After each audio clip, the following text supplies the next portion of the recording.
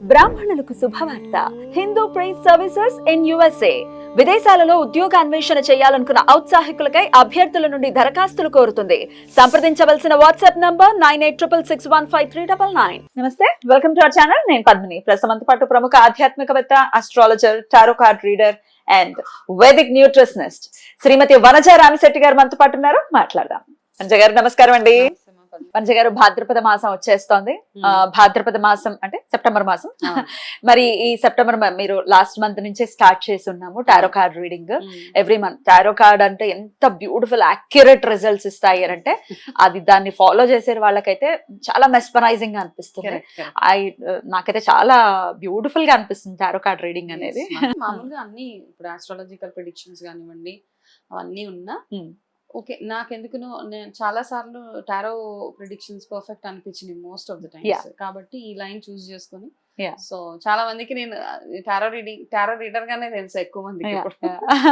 Astrology చూస్తున్నప్పటికీ tarot card reader గా ఎక్కువ సుపరిచితం. ఇవన్నీ అంటే ఇప్పుడు ఏమైపోయిందంటే టారో, ఆస్ట్రాలజీ, న్యూమరాలజీ ఇవన్నీ మూడు కలిపితే ఒక సొల్యూషన్ వస్తుంది బేసిక్ గా.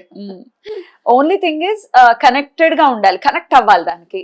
డెఫినెట్ గా ఆన్సర్ ఏదో వచ్చేస్తాం చూసేస్తాం అంటే అవ్వట్లేదు అక్కడ.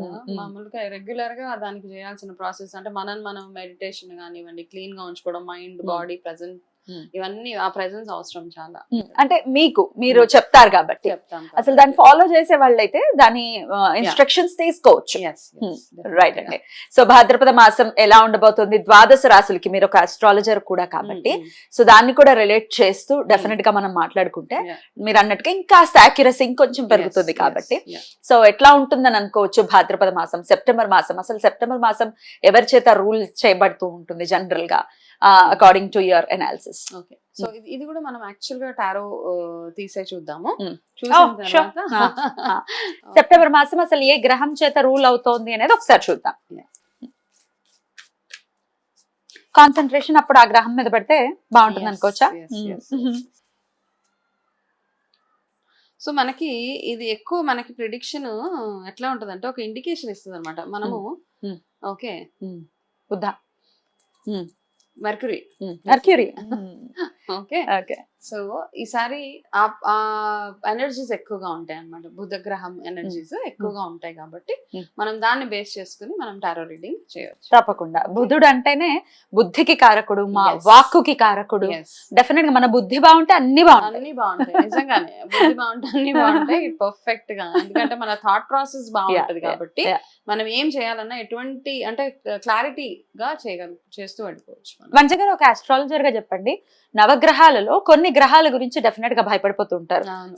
శని త్రయోదశి రోజు శని భగవానుడు అంటే లిటరల్లీ వణికిపోతూ ఉంటారు. ఇక కుజుడి మీద కూడా బోల్డ్ అన్ని అపవాదులు ఉన్నాయి. ఏ గ్రహం ఆ గ్రహానికి సంబంధించిన పోర్ట్ఫోలియోస్ ఏవో ఉన్నా అవి చేసేసుకుంటూ పోతాయి కదా. బుధుడు మాత్రం అసలు కనపడ్డండి. మీరు ఎలా చూస్తారు బుధుడిని? అంటే ఇప్పుడు మనం చేసే ఏ గ్రహం అయినా కానీ మనం చేసే పనుల వల్ల, మన ఆలోచనల వల్ల మనకి ఇచ్చే వాట్ ఎవర్ రిజల్ట్స్ ఏవైతే ఉంటాయో అది అలా ఇస్తూ ఉంటాడు ఆయన. అయితే చాలా మంది ఏమంటారంటే మనం ఆస్ట్రాలజికల్ గా ఒక ప్రెడిక్షన్ తీసుకొని వచ్చేస్తాం. నా జాతకంలో బుధుడు బాగాలేదు, నా జాతకంలో కుజుడు బాగోలేడు కాబట్టి నేను ఇలాగే ఉంటానని ఒక మైండ్ సెట్ లో ఉండిపోతూ ఉంటాం. దానికి తగ్గట్టు ఏమేం చెయ్యాలో అవి మనం చేయకుండా ఉంటాం అన్నమాట.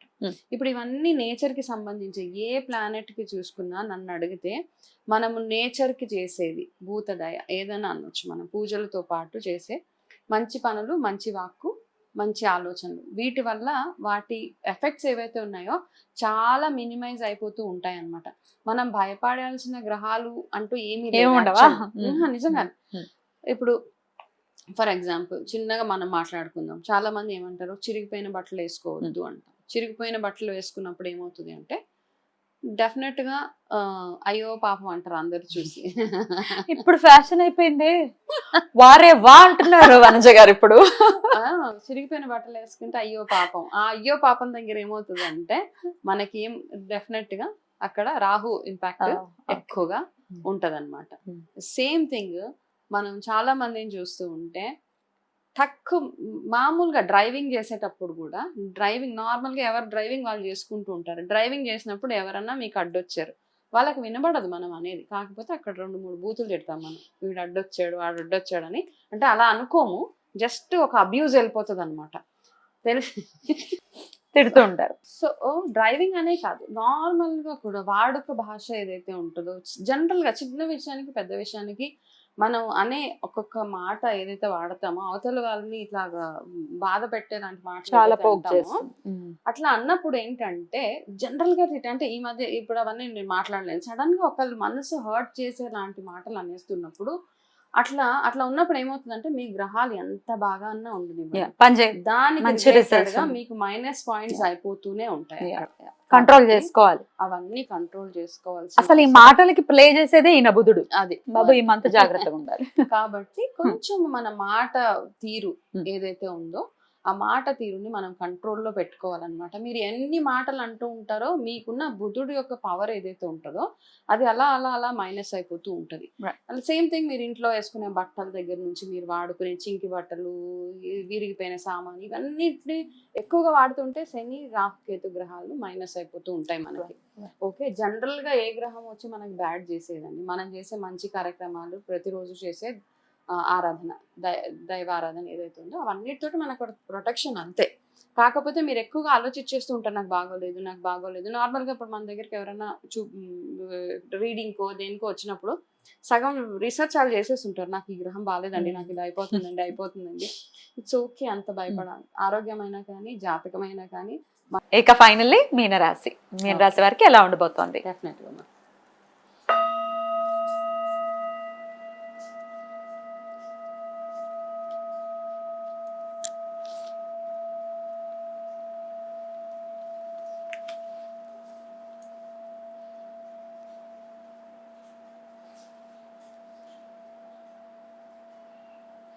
మీనరాశి వాళ్ళు రెస్ట్ తీసుకోండి. కొంచెం రెస్ట్ చాలా అవసరం మీకు. మెంటల్ రెస్టా లేకపోతే physical rest, mental and physical రెండు అన్నమాట. అయితే మీనరాశి వాళ్ళకి నా కార్డ్స్ లో వచ్చింది ఏంటంటే చాలా అలసిపోయిన ఫీలింగ్ మీకు ఉన్నది ప్రస్తుతానికి. నేను చాలా ఎగ్జాస్ట్ అయిపోయాను, చాలా అలసిపోయాను, మెంటల్గా ఫిజికల్గా రెండు రకాలుగా. నార్మల్గా కూడా చూసుకుంటే వాళ్ళకి మన ఏళ్ళనాటి శని కూడా ఉంది కాబట్టి ఇవన్నిటితో క్లబ్ చేసి చూస్తే నార్మల్గా మీ ఫీలింగ్స్ అన్నీ అలాగే ఉంటాయి అన్నమాట. అండ్ కానీ వేలనాటి శని ఉన్నా కానీ మీరు జనరల్గా మీరు చేసే ఏవైతే దైవారాధనలు ఏవైతే ఉంటాయో ఖచ్చితంగా మీరు చేయాల్సింది ఏంటంటే ఈ రెమెడీ పక్కన ఈ కార్డ్స్లో వచ్చిన దానికంటే కూడా ప్రతి శనివారం హనుమంతుడి టెంపుల్కి వెళ్ళి ఓపిక ఉన్న వాళ్ళు 108 ప్రదక్షిణలు చేసుకుంటూ హనుమంతుడి ఆరాధన చేస్తే ఆ ఎఫెక్ట్స్ ఏవైతే ఉన్నాయో అవన్నీ కాస్త తగ్గుతూ ఉంటాయి. అవి ఆస్ట్రాలజికల్గా. నార్మల్గా చూసుకుంటే కనుక ఈ మంత్ అంతా కాస్త ఎక్కువగా పని ఒత్తిడి ఎక్కువ అయ్యి చాలా అలసిపోయి ఉంటారు. బట్ ఆ అలసట వల్ల, పని వల్ల ఓన్లీ పని మీద ఫోకస్ చేసి మీ ఆరోగ్యం పాడు చేసుకోవద్దు. మంచి నిద్ర చాలా చాలా అవసరం, లేకపోతే మీకు రెగ్యులర్గా ఫ్రీక్వెంట్గా సిక్ అయ్యే ఛాన్సెస్ ఎక్కువగా ఉన్నాయి మీనరాశి వాళ్ళకి. సో అలసట ఎక్కువ అనిపిస్తూ ఉంటుంది. అదేవిధంగా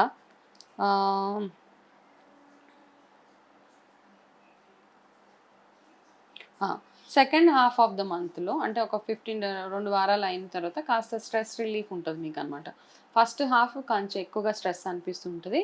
ఎక్కువగా మీరు సుబ్రహ్మణ్య స్వామి ఆరాధన చాలా చేయాలి. అంటే మీరు నార్మల్గా ఆస్ట్రాలజికల్గా మీరు హనుమంతుడి ఆరాధన చేస్తూ ఈ నెల మొత్తం భాద్రపద మాసంలో రెగ్యులర్గా మీరు సుబ్రహ్మణ్య స్వామి ఆరాధన చేసుకుంటే కనుక మీకున్న వేరే ఇబ్బందులు ఏవైతే ఉన్నాయో, వర్క్ రిలేటెడ్ ప్రాబ్లమ్స్, ఎనీథింగ్, అవన్నిటి నుంచి మీరు బయటపడవచ్చు. బ్యూటిఫుల్. అలా బయటపడాలని నేను కూడా మనస్ఫూర్తిగా కోరుకుంటున్నాను. ఇక మనసులో ఒక కోరిక కోరుకోండి, అది నెరవేరుతుందా లేదా అనేది గణేష కార్డ్స్ ద్వారా మేడం ఇప్పుడు చెప్తాను. చూద్దాం అనుకోండి. అనుకున్నారా?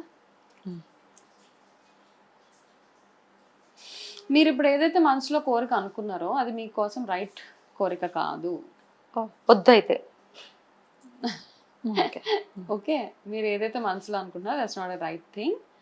దానికంటే బెటర్గా ఇంకా ఏదో ఉంది, ఒక్కసారి ఆలోచించండి. అది మేబీ నెక్స్ట్ టైం మనం రీడింగ్స్ చేసినప్పుడు డీటెయిల్గా మనకు ఆ ఇన్ఫర్మేషన్ రావచ్చేమో, లేదా మీనరాశికి స్పెసిఫిక్గా ఏదైనా ఒకసారి చేద్దాము, దానికి రిలేటెడ్గా చేద్దాం. అయితే మీకు ఇప్పుడు ఏదైతే కోరిక మనసులో ఉందో అది రైట్ కాదు, మంచిది కాదు మీకోసం, కాబట్టి అది పార్క్ చేసేయండి పక్కన. ఇప్పుడు ఆలోచనే పెట్టుకోవద్దు అని ఒక ఇండికేషన్ మనకి. వద్దు అసలు. గణేష్ కార్డ్ చెప్తుంది ఫస్ట్ టైం అసలు ఈ రాసులు అన్నిటిలో కూడా ఇదే ఫస్ట్ ఇది వచ్చింది కాబట్టి సో నో ఇట్స్ నో అనుకోవచ్చు.